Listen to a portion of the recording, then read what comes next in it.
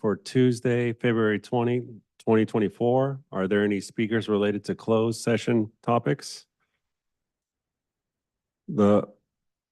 The board will convene to closed session.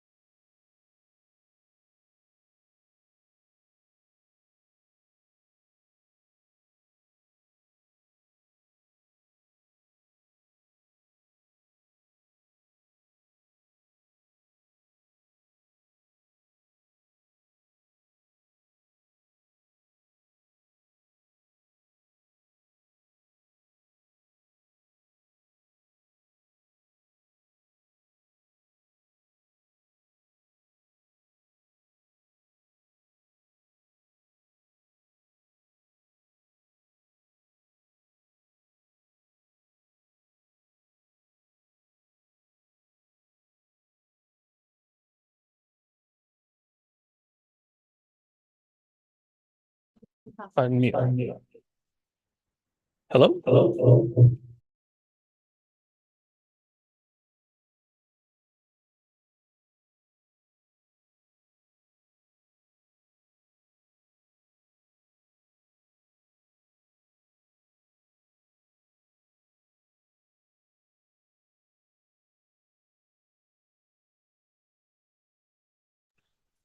Hello?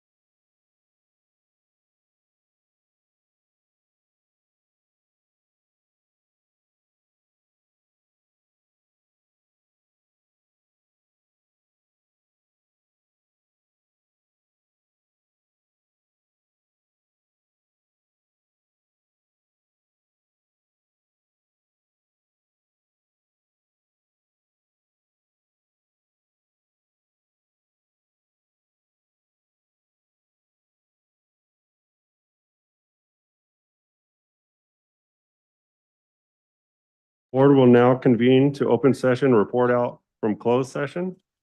From closed session, there is no action taken. Live streaming on YouTube will begin now. For the open session of Board of Education meeting, the URL for YouTube live streaming may be found on the NHUSD Board of Education website. I'm going to go ahead and turn it over to Vice President Kumar to preside over 5 through 7. Thank you, President Gonzalez. Will the audience please rise and join me in the Pledge of Allegiance? To the flag of the United States of America, and to the republic for which it stands, one nation, under God, indivisible, with liberty and justice for all. Thank you. May I have a roll call, please? Here. Here. Here. Here. Here. Here. May I have a motion and second to approve tonight's agenda? So moved. Second. Discussion? Roll call, please. Here. Here. Aye. Hernandez. Aye. Aye. Aye. Aye. Aye. May I have a volunteer to read out our land acknowledgement? Go ahead, Trustee Rafe.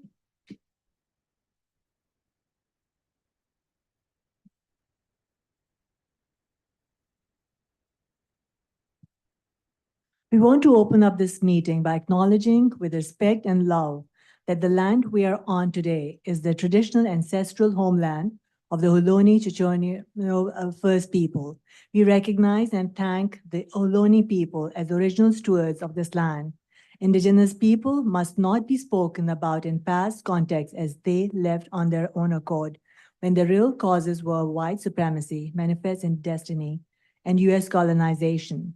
By recognizing we stand on the occupied indigenous territory of the Ohlone people, we recommit ourselves to listen to Native leadership and stand in solidarity with people struggling against systems of oppression throughout the world, past and present. Thank you, Trustee Rafe. We're moving on to item 6, public comment, hearing of visitors on topics not on the agenda. Are there any blue cards for topics that are not on the agenda? We have 2 blue cards. Right, we have 2 blue cards. As a reminder, please keep your comments to 2 minutes. Dr. Thompson, can you tell us who the Yes, first? the first one is Madison Vince.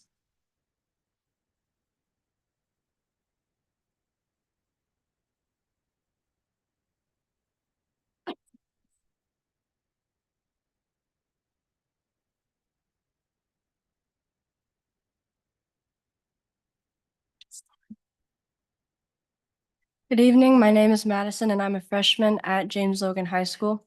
I'm here to talk about class size. My classes are very crowded and that makes it very hard to focus. Too many students makes too many distractions.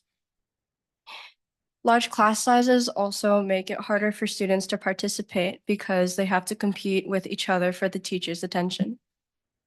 Smaller class sizes would also help foster community and make it easier to connect with one another, because it's easier to connect with a handful of students than it is with a bunch of, like a big class of students. You can lower class size by spending today's dollars on today's students. Thank you for your time.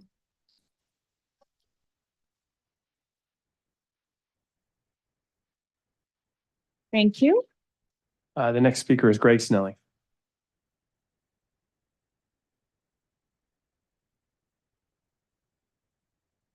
Good evening, school boards. As leaders in the education community here in New Haven, I'm sure you're aware tomorrow of the Rally for Student Success being held across the Greater East Bay.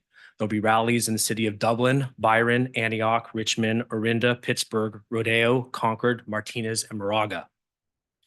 The Pleasanton and Dublin teachers are where New Haven was 5 years ago, at impasse with a 98% plus strike vote. I hope that they are able to avoid the trauma that our district experienced 5 years ago. The NHTA bargaining team invited union members to attend tonight to express themselves to you and show that they want a contract that demonstrates New Haven Unified's prioritization of students and staff. The bargaining team is very grateful for their support and the sacrifices they all made to attend tonight. Currently, the NHTA and NHUSD communication and collaboration is much improved. And with our continued mutual resolve, a fair and equitable contract agreement can be reached. Thank you.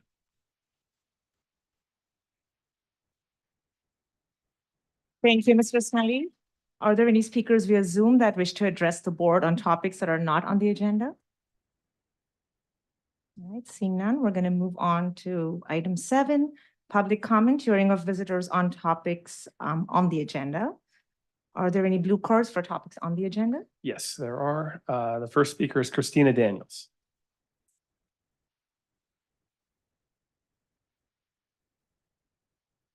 Good evening, school board. My name is Christina Daniels, and I'm a 2nd through 5th grade moderate to severe special education teacher at Alvarado Elementary School. I've been teaching at AES, like I said, for 8 years. I'm also a proud product of New Haven Unified School District. I had all of my K through 12 education here. Also, I reside still in the Union City community. Throughout my 8 years as a special education teacher at Alvarado, I've witnessed and experienced a disparity of our district. They're not prioritizing our special education students. Our classes are being filled to capacity, which the shortage that we have of paraprofessionals or teacher aides and the lack of effort to attract and retain staffing, I speak firsthand on the intricate challenges and the compromising of integrity of delivering a safe and meaningful, enriching learning experience for my students who have challenges and disabilities. My skills and passions for my students and this community extend far beyond conventional teaching methods. To continue to thrive as a district, that's known for inclusivity and fostering excellent students. New Haven School Unified District, our school district, we deserve the best educators, smaller class sizes, resources, and support. And I would hope the district would commit to collaborating, respecting, and valuing the teachers by being responsible and investing public funds appropriately. Thank you.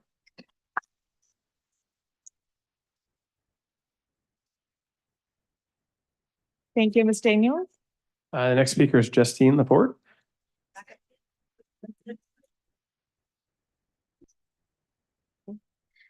Good evening. My name is Justine Laporte, and I'm a 2nd grade teacher at Alvarado Elementary. I've been teaching for 9 years. I love what I do, and I love the people that I do it with, but students and teachers deserve more. This week, I realized one of my students might potentially have a hearing issue. It's February. I missed it. I missed it because, like many of us, I'm exhausted. I have 29 students, and I have never had to refer so many of my students to our coordination of services team. Almost half of my class needed to be referred this year for evaluation, assessment, and additional support. I have many students that are dealing with varying levels of trauma or need to be supported with extra resources that I do not possess. As someone who takes pride in what I do and how I do it, it is heartbreaking, feeling like I'm spread so thin that I'm missing things I wouldn't normally miss. As teachers, part of what we love about our job is creating relationships with our students. That is compromised when we have extremely large class sizes. I hope you agree that our students deserve the best educators, class sizes, resources, and support. If we both share this belief, please direct district management to repurpose the budget to put our students' education first. We need to retain the amazing teachers we have and work towards smaller class sizes. We have a responsibility to spend and invest public dollars and not squirrel it away. If we are all really working towards the same goal, then please show it. Invest in your teachers and students. Thank you. Thank you, Ms. Laporte. Next up is Gavin Smith.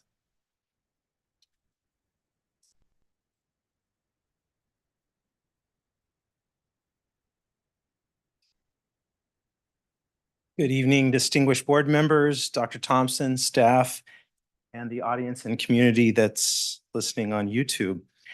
My name's Gavin Smith. I'm a special day class teacher at Logan High School. I've been teaching for like 22 years now.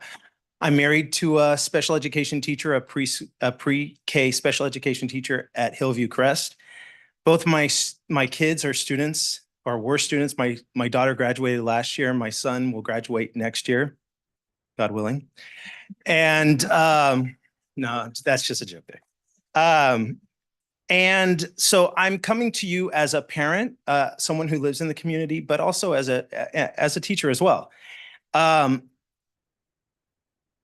seniors that we have at Logan began school in our district 12 years ago. In that time, monies that were there from the sale of Cabello, which closed its doors in 2007 and then was sold, has been a point of contention, spending that money.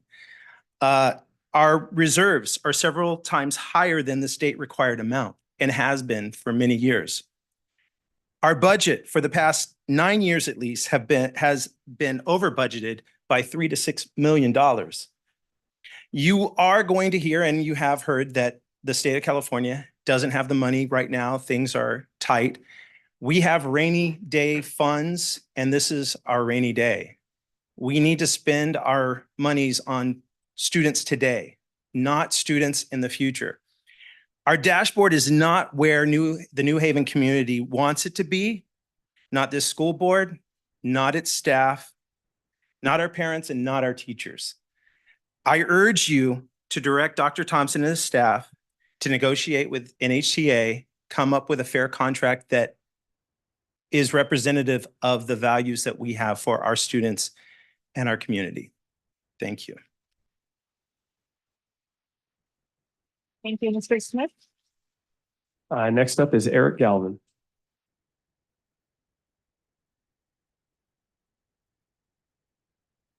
Good evening, board members. My name is Eric Galvan. I am a third grade teacher at Guy Manuel Elementary. And one thing that I ask you to consider is reducing class sizes. I work hard to make sure that I make my rotations around table groups, check in individually with students, and run small groups. But even then, with a class size of 28, I can't do it every single day. And I go home, beat myself up about it, and try again the next day. Hearing from students like Madison, teachers like myself, and families who are in shock and awe when I share that our class size is 28 with them, I beg you and I urge you to please consider spending today's dollars on today's students. Consider reducing class sizes and give our students the education they deserve. Thanks so much. Thank you, Mr. Galvan. Next up is Darlene Crittenden. Good evening, board. Good evening, everyone in the audience and on YouTube. I just want to come to say the district is going to be sunshining tonight, and that's great. I'm part of New Haven Teachers Association bargaining team.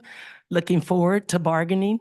So far, as Greg has stated, things have been very good with us, and I'm looking forward to open minds, solutions, and it's my hope that we could settle this contract before the end of the school year.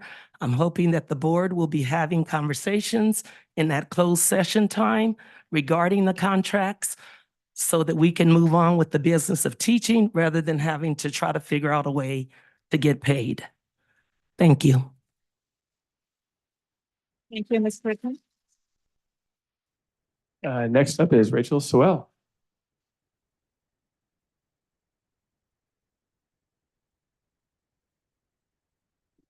Good evening, everybody. My name is Rachel Sowell, and I've been teaching in New Haven for 17 years. I'm a physical education teacher at Pioneer Elementary.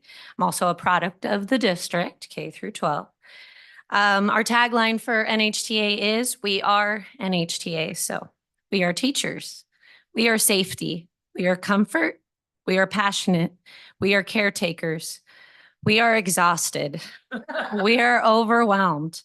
We are overworked with too many students in our rooms who need us academically, socially, and emotionally. We are NHTA and we need lower class sizes for our students so we can safely provide them with support they deserve because every child matters. Let's spend today's dollars on today's students. Thank you. Thank you, Ms. Sewell. Next up is Andrea Crosby.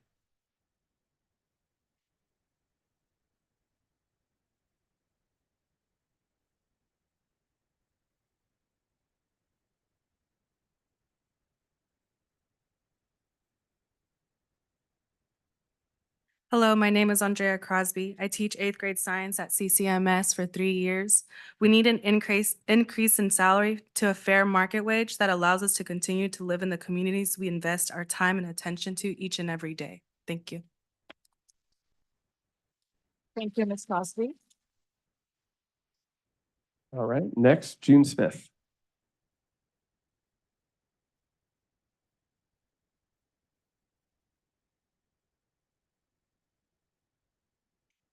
Hello, my name is June Smith, and I have taught at CCMS for 7 years. Despite a small projected cost of living adjustment from the state, the district has healthy resources and reserves to invest in small class size. I invite you to come visit me any day and see the difference between when I have a class of 30 and a class of 38.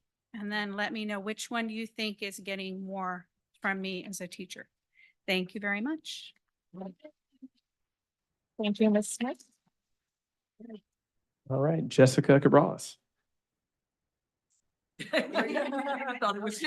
And maybe it's easier. After that'll be Jessica Corner. So to help you out a little bit. Good evening. My name is Jessica Cabrales. I've been teaching 6th grade at CCMS for 17 years. I was also a student there. The district has ample reserves to settle a fair contract, so I hope they do. Thank you, Ms. Corrales. All right, and then after Jessica will be Greg Snelling. You're back again. Good evening. My name is Jessica Kerner. I'm a 4th grade teacher at Alvarado Elementary School. I've been teaching in this district for 16 years. I am also a proud product of the New Haven Unified School District, and I have a passion for teaching in my hometown. I am here to urge you to use the ample reserves you clearly have to retain and attract the best educators for our students, as well as offer smaller class sizes to best support our students' social emotional learning in addition to their academic needs. Having an excessive amount of reserves is not helping students and staff. Students deserve the best educators, class sizes, resources, and support. We need to be spending today's money on today's students. Thank you. Thank you, Ms. Turner. Greg and then Taya Barker.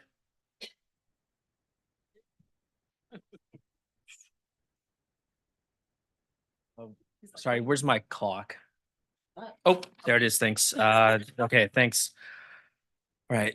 So the New Haven Sunshine proposal this evening indicates a desire to investigate class size concerns and compensation increases consistent with district goals and available resources.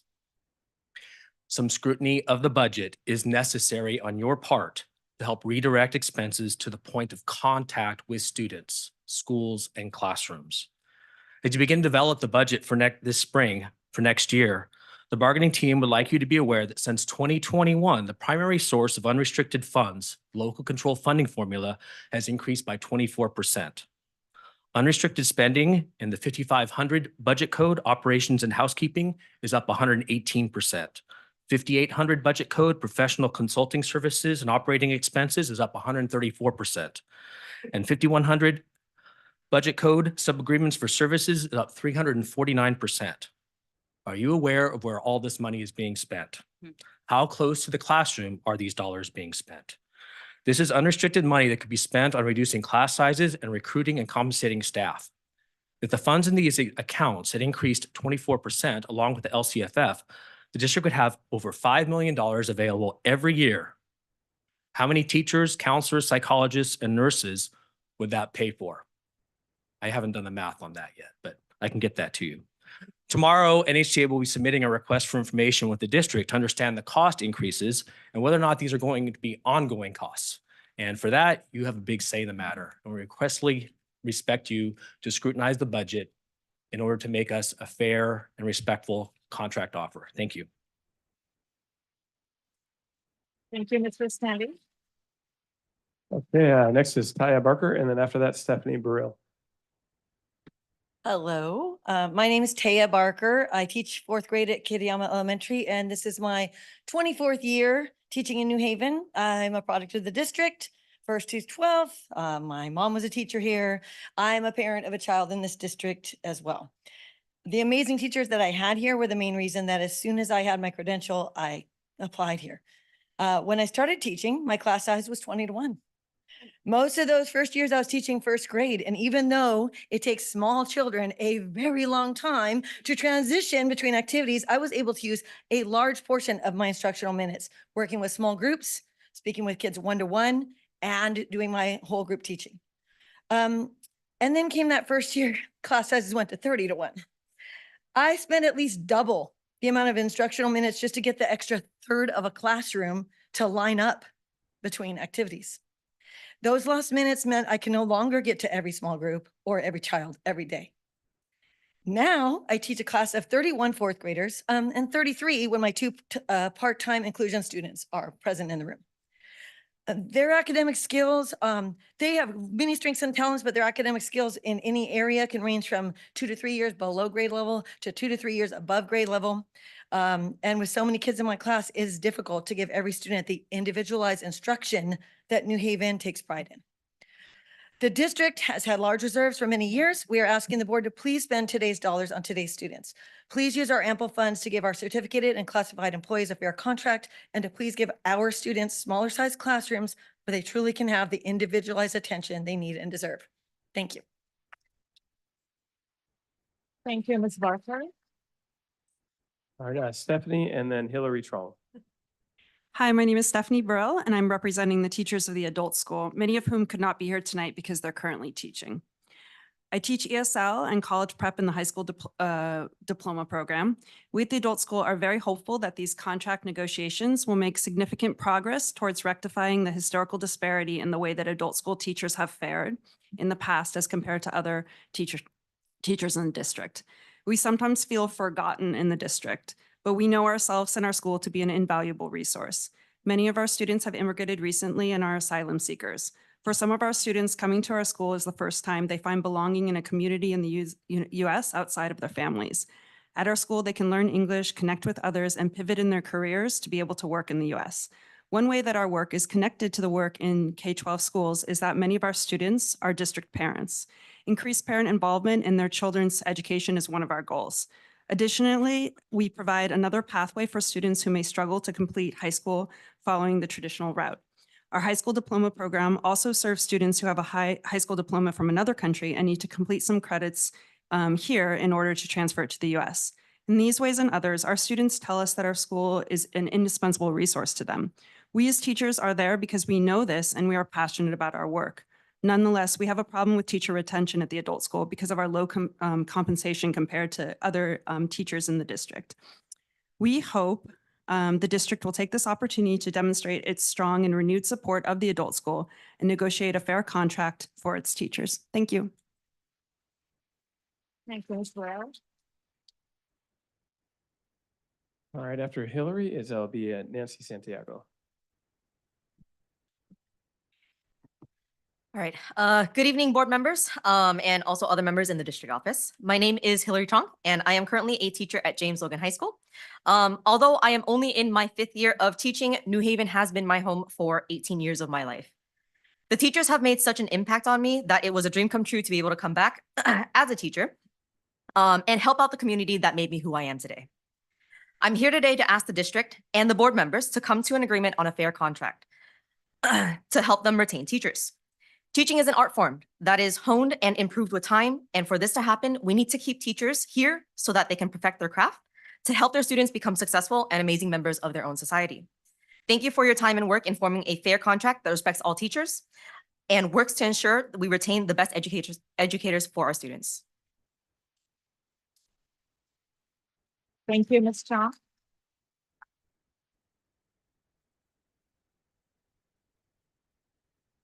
Good evening, school board members and community leaders. My name is Nancy Santiago, and I've been working at this district for over 25 years. I know I don't look like that, but yes, I know. So I taught in New Haven because of the community that I live in. It is very expensive, as all of you know. And I looked up the latest stats, 65% higher than the national average to live here. So that just tells you a lot.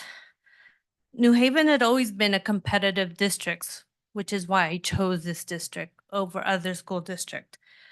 And always attracted the best educators. We're a district that needs to invest in retaining and maintaining and just honoring our educators. How do we do this? You lower the class sizes. We've talked about this, we've heard it from multiple people. Honoring the teacher's dignity by providing a competitive salary. Students want to feel like they belong. And if you've heard lots of testimonies already, how do you support students if there's so many of them? We're not superhumans. We're just can only do so much. So please spend today's dollars on today's students and your current staff. Thank you so much for your time. Thank you, students. Thank you, Ms. Santiago. Those are all the blue cards. Do we have any on Zoom? Thank you. Handing it over back to you, President Gonzalez. Thank you so much, Vice President Kumar. You saved my voice. Thank you, everybody who came out tonight on this rainy evening. I apologize, I am a little under the weather. Jason, there's a box of tissue behind you. You don't mind if you can bring that to me? We'll go ahead and move on to our labor notes from our collective bargaining partners. This is 8.1. Is CSEA president in the house? Present? Okay. I do not see. So we'll move on to NHDA President Joe Angeles.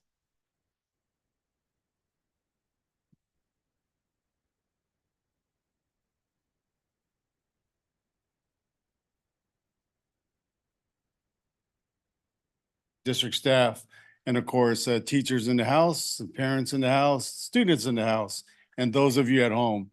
As you heard very clearly, the task before us is essential for us moving forward. It's always great to hear from the folks who do the direct service delivery to the folks you're in charge of. As the leaders, elected leaders of this community, that is the voice you need to hear. I think the fact that some of them said how exhausted and overwhelmed they are, yet they keep on persevering to go forward. That tells you the passion. And so with that in mind, that's why it will be important to, like Mr. Snelling said, sometimes look past some of the books and columns and things like that, but look at the passion, what we need to do for the students of need. More than ever, teaching has changed tremendously. We know after the pandemic, we found out very clearly that the individual needs of students approach both emotional and social support. Teachers have now taken over that role, in addition to teaching and providing that academic skills that is measured here in the district. But no less, we're still serving that need and has to be recognized as we go forward. The compensation that we speak of will help serve that. But the resources they need to continue that giving of that support has to come again from we all know sometimes the uncomfortable thing of looking at tradition and changing the priorities. As we've heard many times, the priorities are there, but where's the money going? I do appreciate very much the trustees taking advantage of our invitation to our awareness with our members about what we're seeing and what you've heard at tonight. And hopefully that kind of understanding and comprehension you had help continue the conversation that we've been enjoying since the most difficult time a few years ago. I'll say this too, with that kind of understanding, we hope that we can move positively. And there are very much shining stars in this conversation since that difficult time. As you heard, the special ed conditions really needs to be really addressed very clearly and as fast as possible. And we commend the district and your leadership for establishing the special ed advisory. Although it's a work in progress, the conversation of direct service and need is there now for us to look at and appreciate. More recently, as we kind of change up the service of curriculum and delivery of that curriculum, the science special program at elementary has also been able to have that conversation with the district moving forward. So those are the kind of key things we must understand and kind of be aware of to go for. probably the biggest challenge we're coming up is the negotiation conversation, where it's going to be most difficult to figure out those priorities. But I ask you very clearly, the priority is the passion of what we do, which is teaching, which is founded by the students we serve. Without that passion for what we need to do to support teachers, site staff, and everyone involved in the success of students, that foundation is crumbled. So again, I urge you to continue to work and have a conversation with us for that needed insight from the direct service area and the support that we see and need, and listen to our requests and kind of work together on that moving forward. Thank you.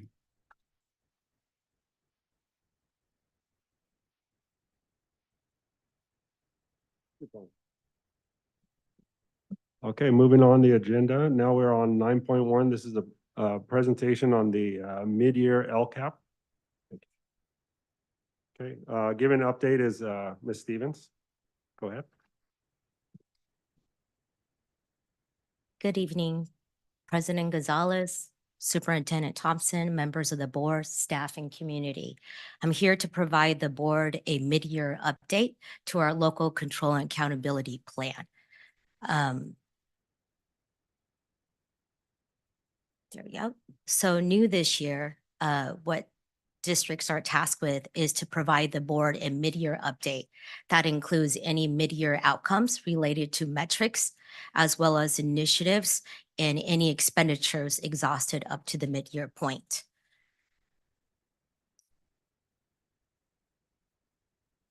Sorry, not sure where I should click. There we go. So the LCAP, the mid-year LCAP is designed around our 5 district strategic goals. We also added a goal 6 as mandated due to differentiated assistance. Goal 6 is focused on our most vulnerable youth, our homeless and displaced youth. So the mid-year initiative update includes a progress indicator. If you see a red on the spreadsheet, that means that we haven't yet started on that particular initiative or it hasn't encumbered any funds. If you see yellow, it means that we are in progress of those initiatives, and greens are what we've been able to complete so far in the year. Some of the sample initiatives in progress that I could highlight for you around the 6 goals is our literacy and foundational reading initiative, our equity focus, focusing on belonging through a culture of dignity, staff wellness, our parent committees. Very recently, you were presented with our facility improvements, and of course, our attendance campaign. So what you'll see linked here on top for you is every LCAP action initiative, line by line, and an update. What you'll see is an update of the expenditure encumbered so far mid-year, and you'll also see our implementation level. So again, the red, yellow, or the green will state our progress. So the link is there for you. There are about over 500 lines. Each line you'll be able to see throughout the goals our progress so far. Similar to the action initiatives as well as expenditures, we also have the LCAP metrics. It is organized in the same way. The red is the outcome is unknown yet, whether we don't have the data because it's not the end of the year and it's structured that way, or progress is outcome is in progress, or we already have some data. And what you'll see in the spreadsheet that is linked again, line by line, is mid-year progress. And what you'll also see in that first column where the red indicates is a 2022 to 23 outcome. In that particular column, you'll see mostly dashboard data that we were able to present to you in our last, in the previous board meeting. And some of the available metrics that we've already presented throughout this school year are achievement updates, our California dashboard update, our equity report card, English learner reclassification, and Ms. Hellman also provided the district facility project update. Okay. And that concludes my presentation. Are there any questions or comments for me? Any questions or comments? All right, thank you. All right, thank you.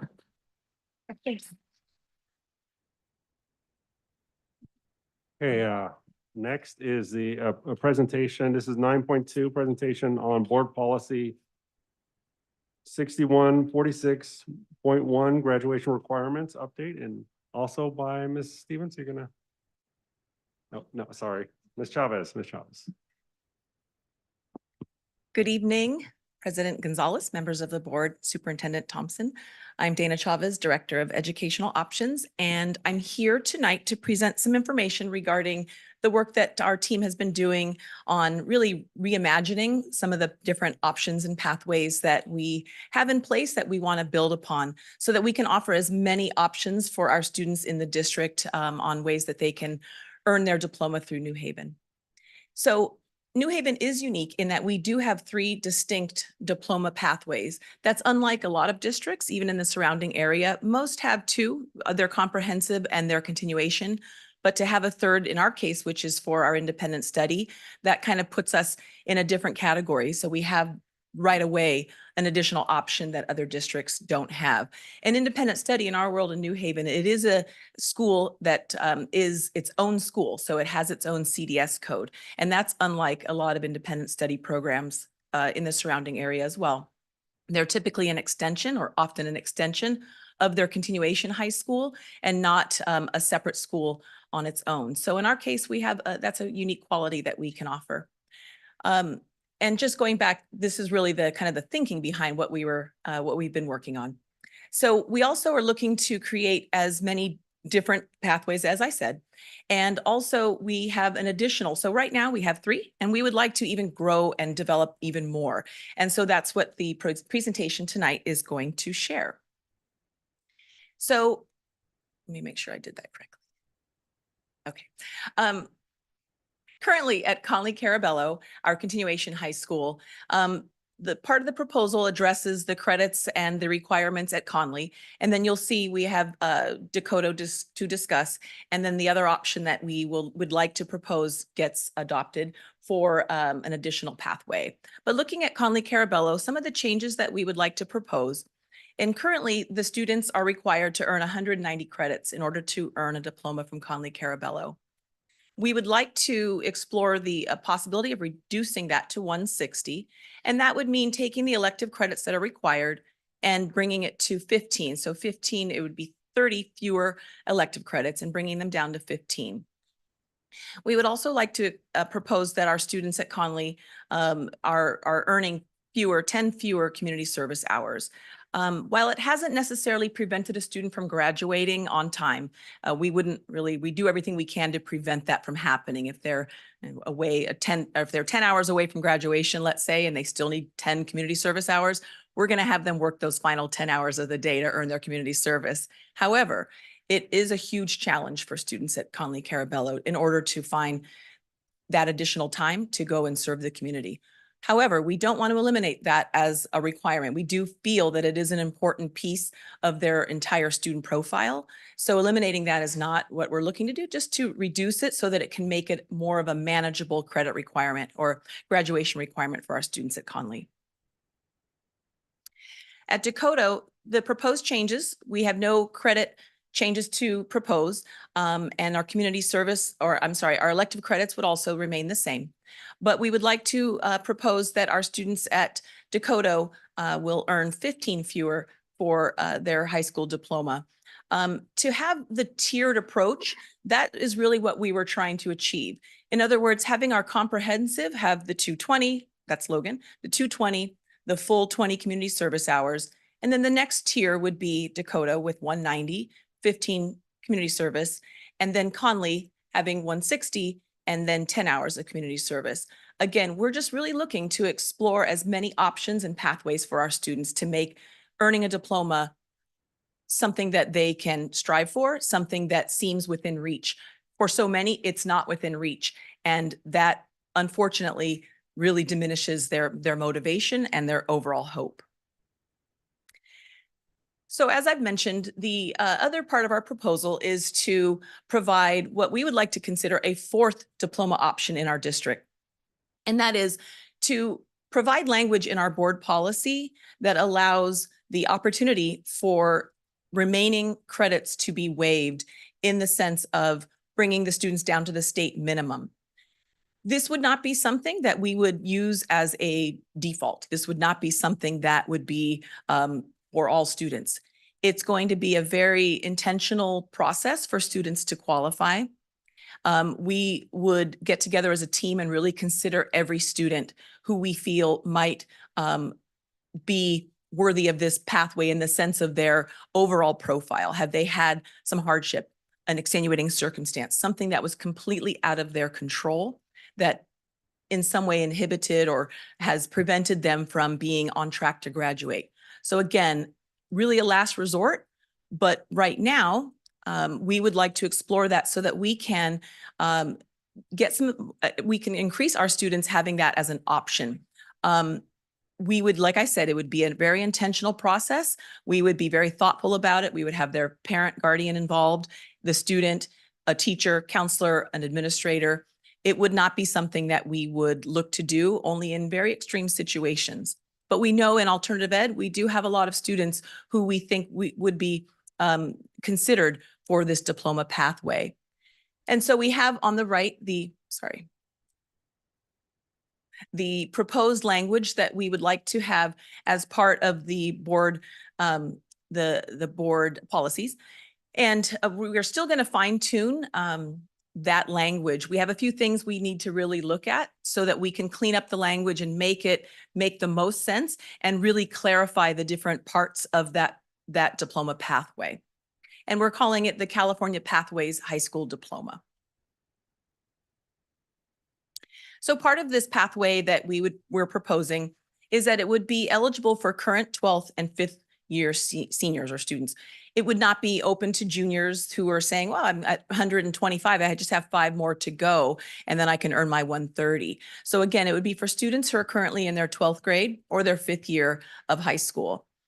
So right now, if we were to look at our current Dakota students and we were to apply this profile, we have approximately 25 students who would qualify, again, qualify to be considered, not qualify as in all 25 would earn the 130. And then also we have about 10 students at Conley Carabello who would also be up for consideration. Again, based on we know that they have extenuating circumstances. We also know that they have the credits that would be able to apply to the 130. In other words, we were looking very closely at all of our current students, current seniors, 5th years. We have some students that they'll need a 5th year and the 130 it won't help them right now. So they would need to spend an entire 5th year with us. And even some students, we would have to route beyond the 5th year because even with the reduction and even the reduction in community service, it's still not going to make graduation within reach. But again, 25 students at Dakota, 10 at Conley up for consideration, we feel is a pretty considerable amount of students that we would at least be able to sit down and determine an outcome for that we hope would be a very successful one for them. What we would like to also propose as part of this California Pathway Diploma is that the students who earn this very unique diploma, they would be celebrated at either Dakota or Conley Carabello and receive the same distinction of the earning that particular diploma. It does meet the state minimum. So the feeling of having them separated and not part of the celebration at both schools, we absolutely want to advocate for that so that they can be part of that special event for them. Because we know that that diploma is going to probably symbolize so much. It is going to mean a diploma that, like I said earlier, it never seemed like a possibility. So the fact that they would be able to have that opportunity to be celebrated in a ceremony, we feel pretty strongly about. And again, as mentioned before, the overall rationale for all of these proposed changes is so that we can increase our graduation rates at both schools. As you know, in a board meeting presentation back in December, or maybe January, where our graduation rates were discussed and presented, we have declining grad rates at both sites. And so we are really looking to see how we can increase students' opportunities. And again, they're still going to have to put in the work. They're still going to have to come to school and be dedicated and motivated.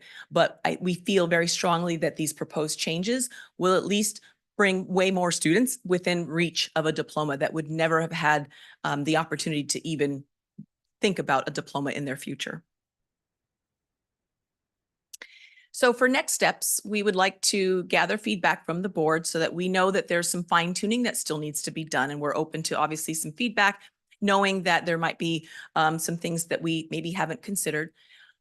We are going to revise the board policy accordingly and make sure that we capture as much information as possible and really delineate the process, especially for the 130, so that we know that it's not just going to be a blanket policy that will incorporate all students. Again, we want to make sure that we're creating the language that's really going to capture the information accurately. And then once that happens, then the policy will be brought to a March board meeting for review. And then in April, have action taken for its approval. Okay.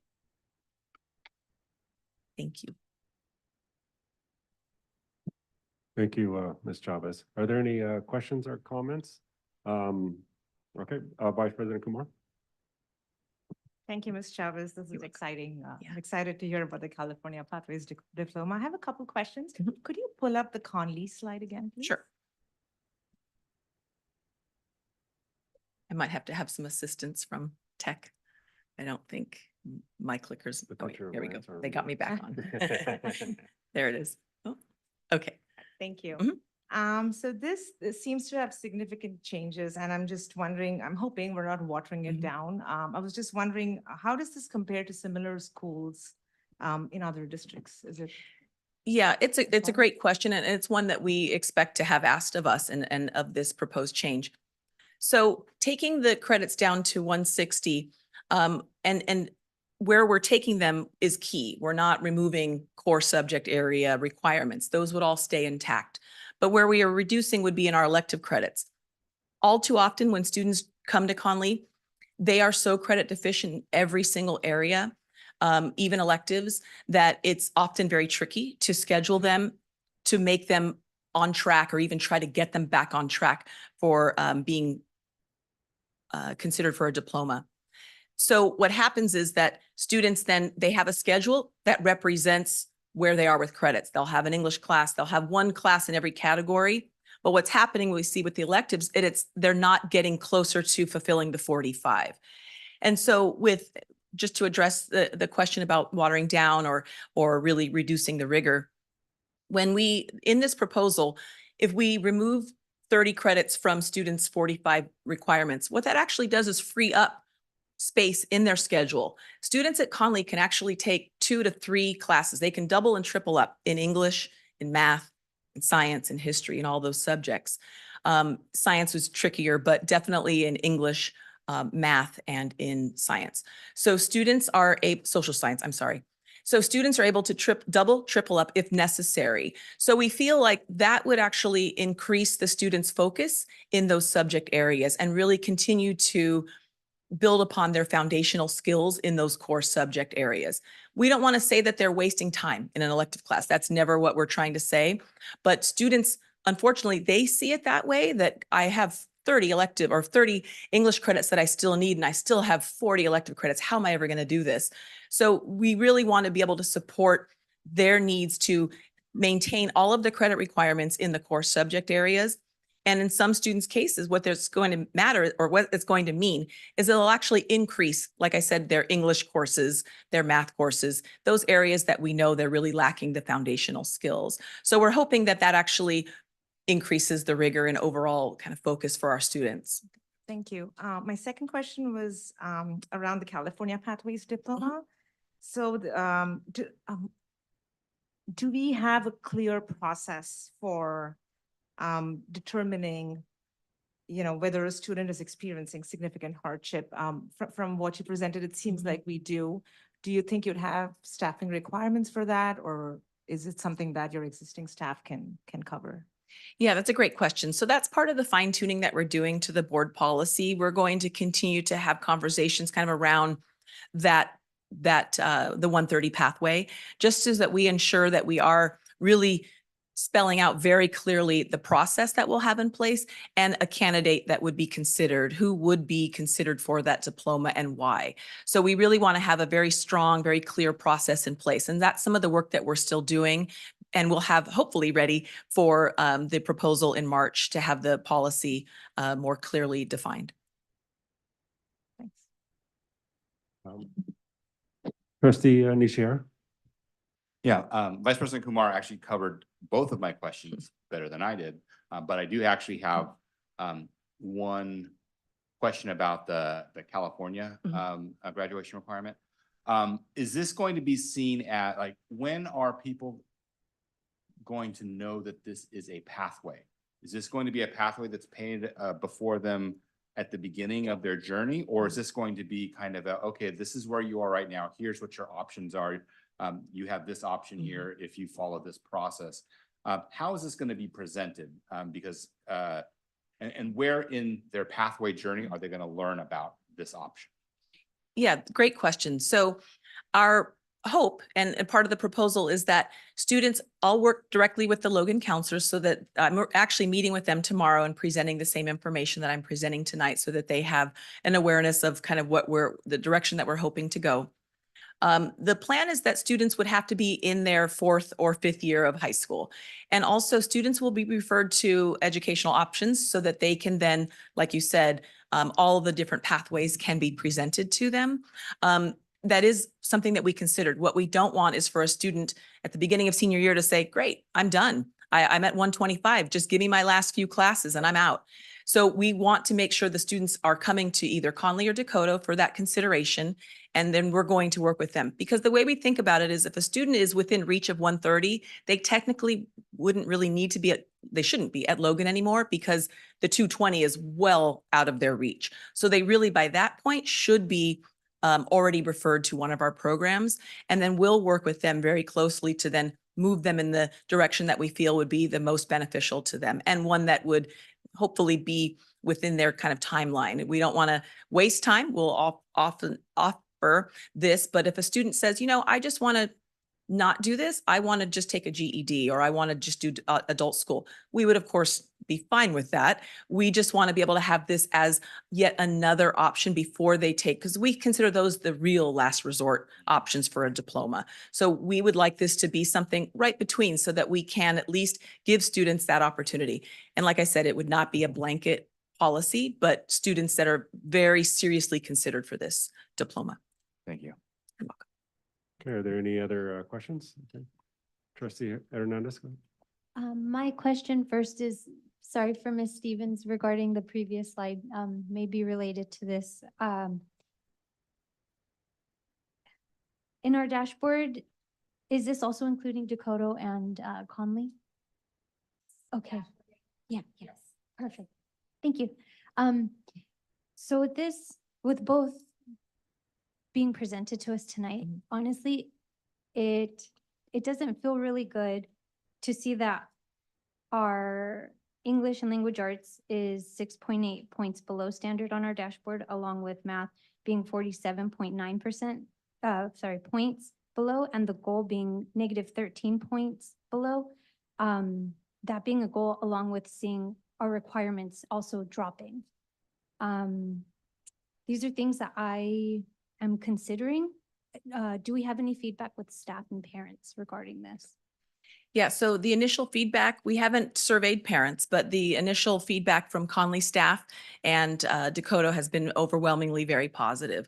They feel like it's something that has been, we're a little behind on, because they work so closely with the students. And so they hear the situations, their hearts break every time a student falls through the cracks or drops out, doesn't have the hope, so therefore they lose the motivation. So they have been overwhelmingly supportive of it. They understand as well that it's going to be a very clear process, and that it won't be something that we are going to be presenting to every student, and they understand that. But they work so closely they'll be part of that decision-making though, and really advocating for a student that they feel would be a strong candidate to be considered. Thank you. You're welcome. Hey, are there any questions or comments? Okay, Trustee Rafael? Hi, I just had a comment. Thanks so much for making graduation possible for the children who are struggling. Thank you. Okay, I have one question. Looking at the credits from 190 to 160. And then looking at the community service hours, that drops in half from 20 to 10. Why so many hours dropped off in half? Yeah, again, we would like just to explore a different tier for the students. It's very challenging for Conley Carabello students to fulfill the 20. Often they come to us from Logan not having fulfilled or earned 1 hour of community service. So it's often on the onus of the earning the 20 falls on Conley. And so it's challenging. So many students, they have a job outside of school. They're helping at home. So they have no transportation. So lots of barriers for them to earn 20. It's pretty extreme for many of them. So 10, again, we don't want to eliminate the requirement. We feel like it still has merit. It is something that we want to have students still fulfill. But the desire is just to explore the opportunity to have students have a little bit of kind of a stress relief, because it can be very stressful for them when they know they have 20. And like I said, they often do come to Conley not having fulfilled any hours. So we would like to try to work with that, because it feels like they had maybe 3 years to start that work at Logan, but now they've got 1 year when they're at Conley to try to achieve the 20 hours. So the onus falls on Conley, and there's been no complaints. It is truly just to be able to eliminate, if not, well, reduce a lot of that stress off the students so that they're not feeling burdened by a credit or a graduation requirement. Could I recommend 12?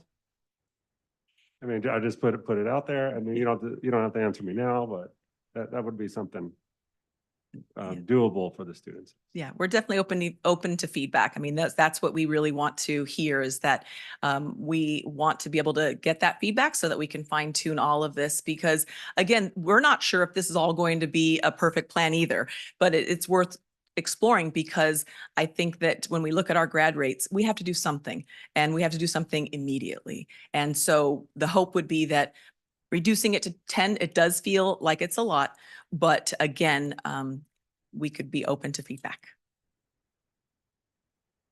Okay, well, thank you so much, Chavez. You're welcome. All right, next, we have 2 public hearings. So we will now have a public hearing on a new middle school social studies adoption to allow members of the public the opportunity to comment on it. Prior to the board adoption, we will now open the public hearing. Are there any comments? Okay, seeing none, we'll go ahead and close public hearing and move on to 10.2. So this public hearing is on the district initiative proposal to begin bargaining with NHTA. The hearing is now open. Are there any comments? Okay, seeing none, we'll go ahead and close public hearing on this. We'll move to information items. This is 11.1, items from the board and superintendent. I'm gonna start on my far right and work my way to the left. So our student trustee, Daniel Perez, go ahead. Okay, so from the high school,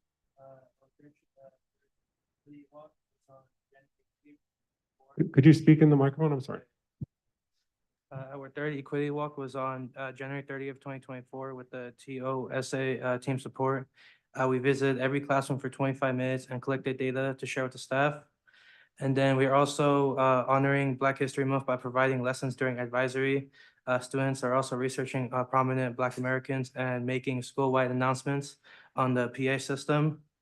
And then also we have open house on Thursday from 5:30 to 7:30. And we will have a senior parent meeting from 6 to 6:30 during open house. Thank you. Thank you. Okay, trustee Hernandez, go ahead. My only comment is that I'll be present at the Conley Open House, and I'm really excited to get back over there and host for the night. Thank you. Thank you. Trustee Nishera, go ahead. I have nothing to report. Okay, thank you. Trustee Rafe.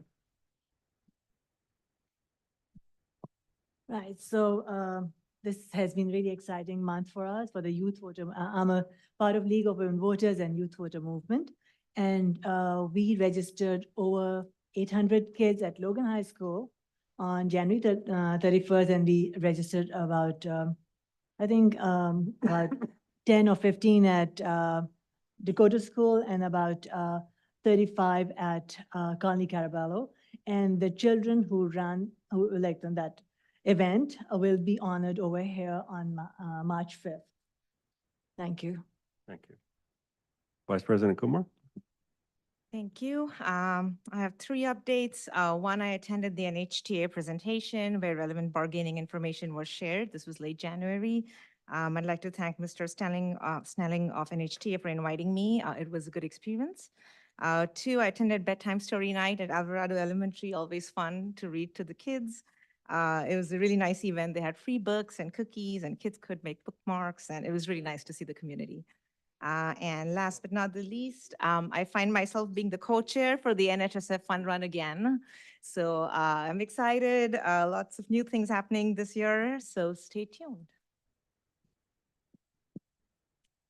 Thank you. The only thing I have to report is I also will be attending the Conley Carabello this Thursday. Excited about attending that. I thought Vice President Kumar did an excellent, a fine job. Thank you for covering a lot of speakers during that time, and you handle it like a pro there. So thank you. One of the presentations was the UFly. It's on literature reading. And I will say that this has been the lowest class size I've had in my personal life, in my day-to-day life, is smallest class size I've had probably in my 19 years, up to 24 right now. But getting back to the UFly, I do 3 groups a day, what we're using in the district. And so that's probably why I got sick twice in 2024, but that's all right. The kids do say, though, this is the best time of the day, because there's an opportunity to connect, in a small group, talk one-on-one with them. That pretty much concludes my report, but I just want to say in closing, though, that class size makes a difference. So. All right, I just have 2 updates. First is a forensics update. So we are moving the forensics program down to our middle schools next year.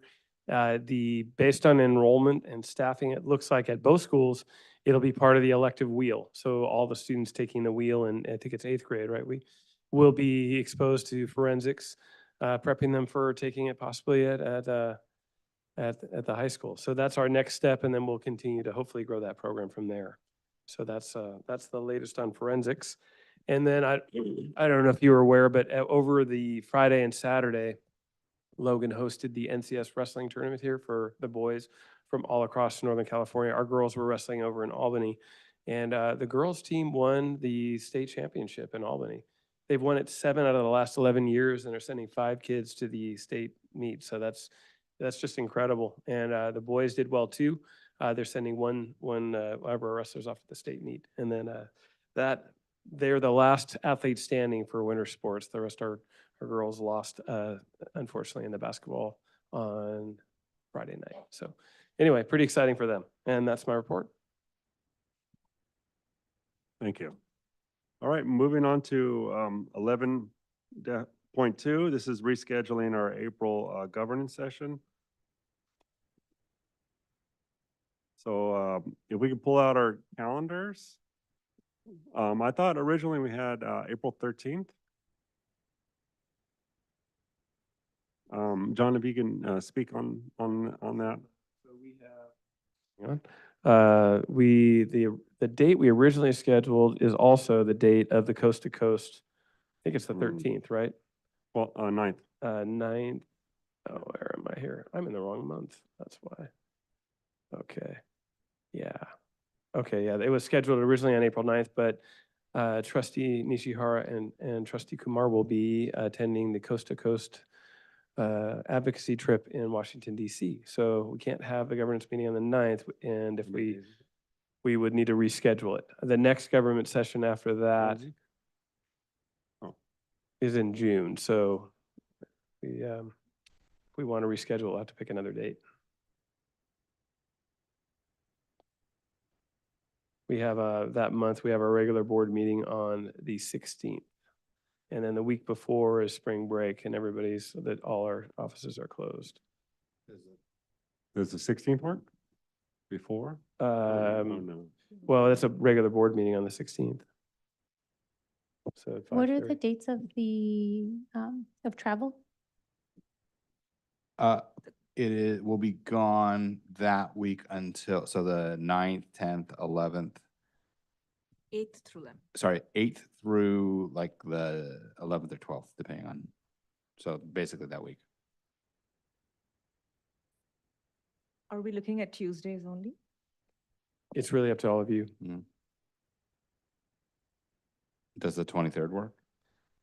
We have a policy committee that we could move, I'm or we could do it after.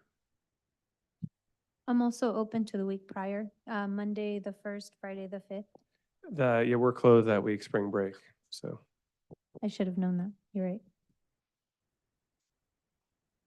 But we could possibly do it after policy on. Yeah, that's what I was thinking. On the 23rd. That works for me. Is there a time that if we're doing it after? That'll be 5:30. 5:30? And I think we typically have them an hour and a half, right? 5:30 to 7? Okay, Gina, did you catch that? Okay. All right, so 23rd. 23rd, and just Tuesday. as usual, send me topics you would like considered for governance. I have a list that I've been curating, but please send me any topics and make sure we get that out. I'll send out reminders before then. Great, that was easy. Okay. So we'll just wait for Gina's invite and then be set. Okay, so moving on to committee reports. This is 12.1 report on Finance, Technology, and Facilities Committee. We were waiting on the governor's budget. We haven't planned our next meeting yet, so moving on to 12.2, this is a report from the Communication and Advocacy Committee. Yeah, Yeah, go I can update you. We discussed bus wraps and banners for the upcoming school year. We're still working on the April resolution. We discussed the radio ad that we put out. It's too soon to really tell if it was effective, but it was really fun to hear. So if anyone's interested, you should ask Mr. Meadows. He has a little recording. And our next meeting is on the 11th of April at 4 p.m. Thank you. Okay, Vice President Kumar, can I also have you speak on the policy committee that we had on February 1st? Sure. We discussed making the board precedence workshop offered by CSBA as a requirement for presidency. It's just something we talked about and, we will bring it to the board. We also discussed the rotation model for presidency at the last study session. I think we had 3 board members in favor for the rotation model for presidency and 2 opposed, but we talked about that a little more. Staff is gathering data from other districts so we can compare, but hopefully we should be able to bring something back to all of you soon. We also discussed the board self-evaluation, and Dr. Thompson is currently working on creating a form based on CSBA's recommendation. Next meeting, April 23rd, 4:15 p.m.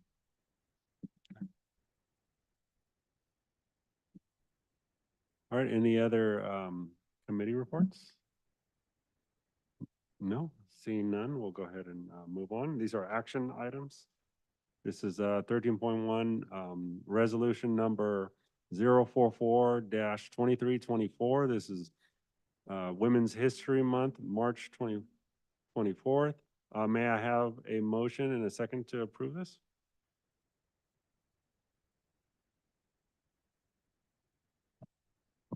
I make a motion to approve. Second? Okay, discussion?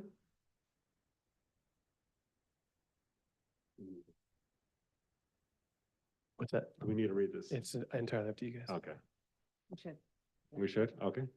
Is there anybody who would like to read this? Okay, Vice President Kumar? Thank you. Women's History Month, March 2024. Whereas the purpose of National Women's History Month is to increase awareness and knowledge of women's involvement in history. And whereas in 1981, responding to the growing popularity of women's history celebrations, Congress passed a resolution making Women's History Week a national observance. And whereas in 1987, the National Women's History Project petitioned Congress to expand the national celebration to include the entire month of March. And whereas women of every race, class, and ethnic background have made historic contributions to the growth and strength of our nation in countless recorded and unrecorded ways. And whereas women continue to play a critical economic, cultural, and social role in every sphere of the nation. And whereas transgender women and the LGBTQ community as a whole have been leaders in the fight for women's suffrage and allies leading the fight for equality in every aspect of our democracy. And whereas women have played a unique role throughout our history by providing the majority of the nation's volunteer labor force, and were particularly important in the establishment of early charitable, philanthropic, and cultural institutions in the country.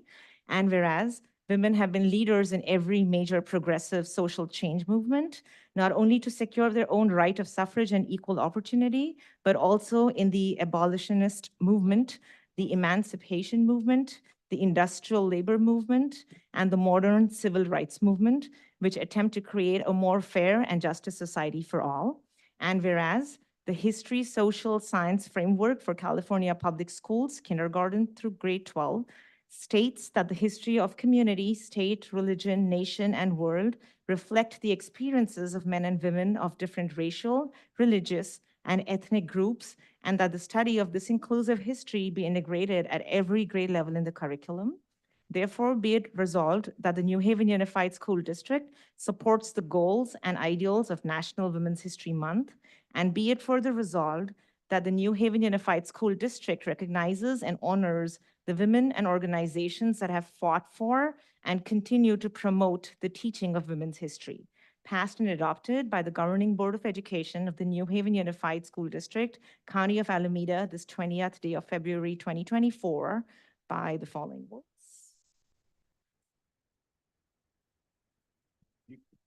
If you can go ahead and raise your hand. All those in favor, say aye and raise your hand. Okay. Opposed? All right, passes.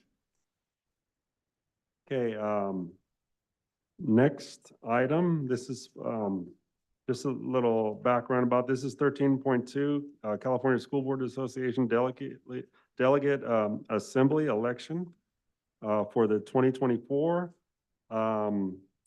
We're being asked to vote on the nominees here, and we only have two.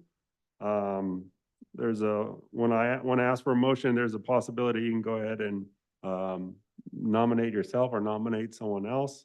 But currently we have to vote on 4, and there's only 2 candidates out there. So, right.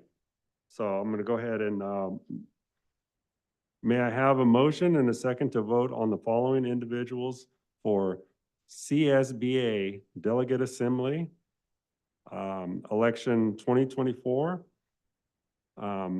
Kelly Machowski from Pleasanton and Nancy Thomas from Newark. Do I have a motion? So moved. Second. Okay, discussion or modification to the motion?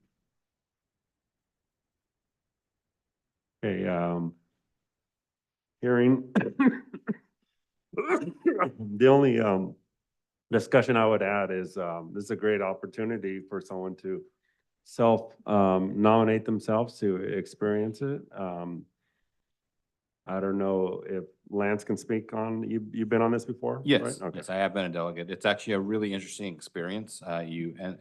For delegates at AEC, we typically spend a lot of time, on the inner workings of the governance of CSBA. It also helps to inform and identify pillars for policy.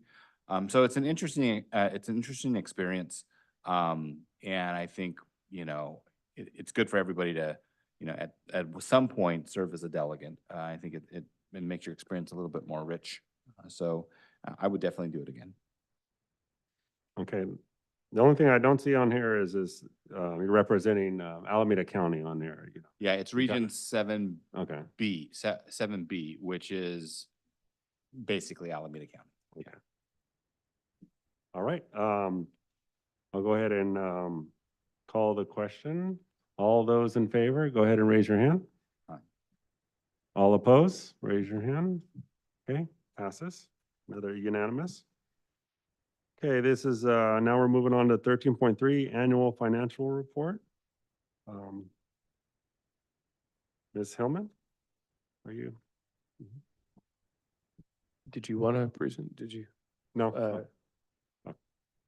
It's just an action item. Oh, it's an action item. Okay.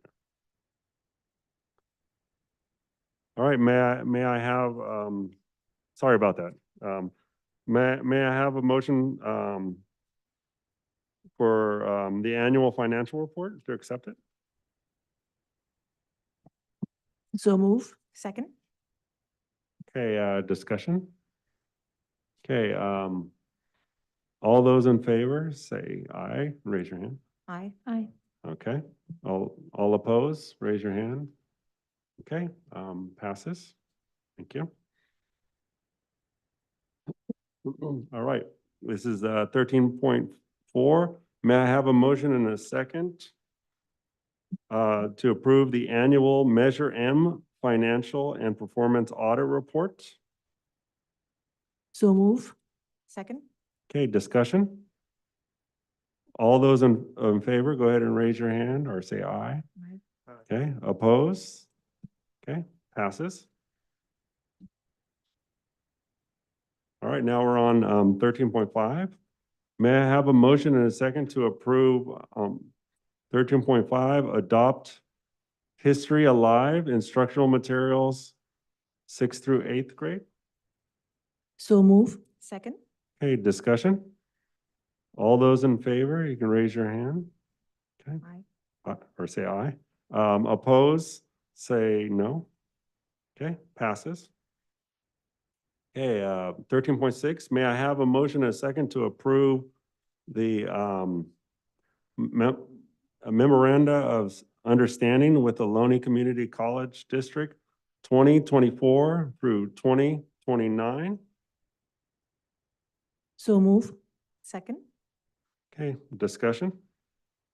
All those in favor, raise your hand or say aye. Okay. All those opposed, you can raise your hand or say nay. Okay, passes. Okay, now we are on consent agenda items. Are there any items on which trustees have questions or need clarification or would like pulled for separate vote? May I have a motion? So since I don't see any hands, may I have a motion and a second to approve consent agenda items 14.1 through 14.4? So move. Point of order. Okay. Point of order should be Yes, please. 14.14, not 14.4. Okay, thank you. For the minutes, that's 14.1 through 14.4. Thank you. 14.4.